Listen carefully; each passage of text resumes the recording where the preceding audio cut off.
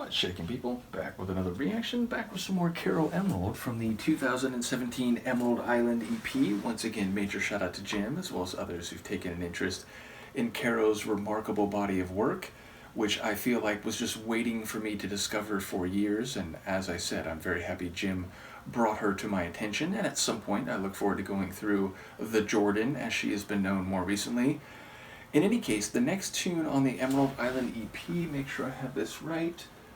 Yeah, it's Never Ever, which in one way, or in a literal sense, is redundant. Like never, there's no qualification or partiality to that, meaning never is absolute. It is saying not once, not now, not in the distant future, not at any point, never. But never ever is a colloquial way, or in fiction, the way the idea of an absolute impossibility is expressed. Never ever will I do this, or never ever can this possibly happen. And also, of course, there's a bit of a phonetic rhyme to it. It's almost the same word twice.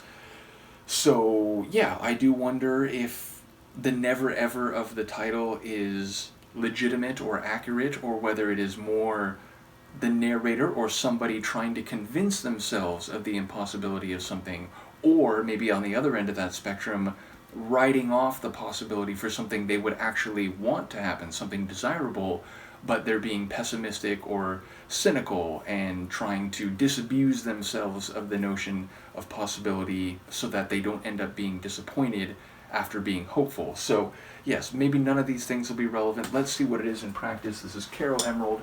The tune is Never Ever, and it's from her 2017 Emerald Island EP.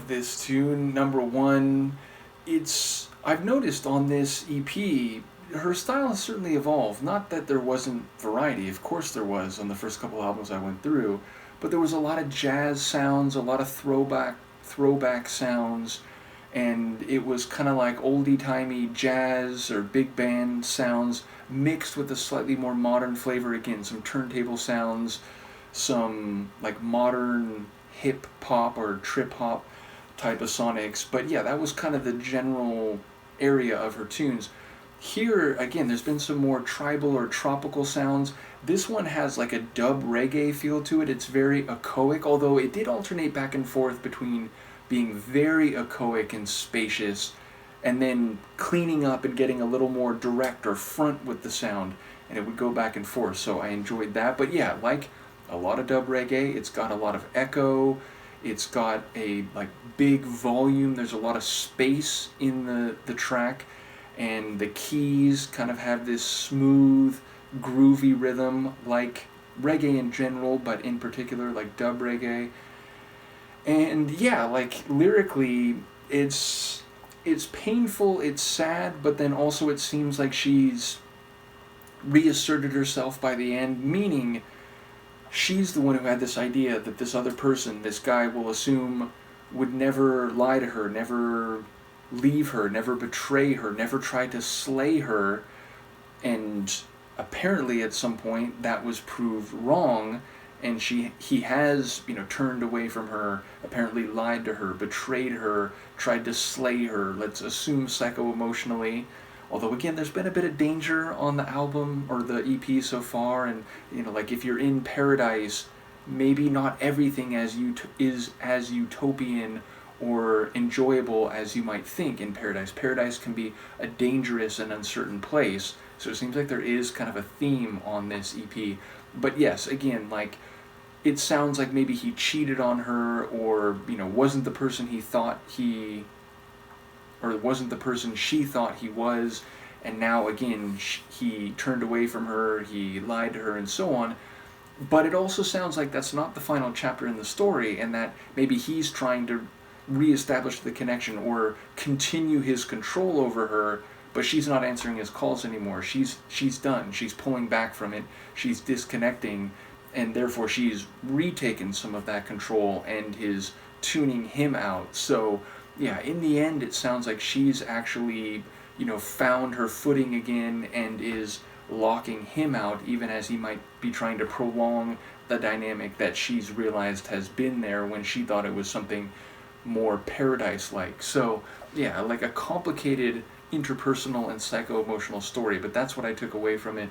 And as I said, I enjoy the sonics of the track, and as someone who likes reggae, I enjoy the dub stylings, and yeah, her voice always sounds great. Now, it's not the most startling I've heard it. It's, she's not belting big or doing super long extensions, but it's in the right place for the styling and genre of the track, I would say. So another top tune from Caro. Once again, shout out to Jim. Let me know what you think, and I'll see you next time. Peace.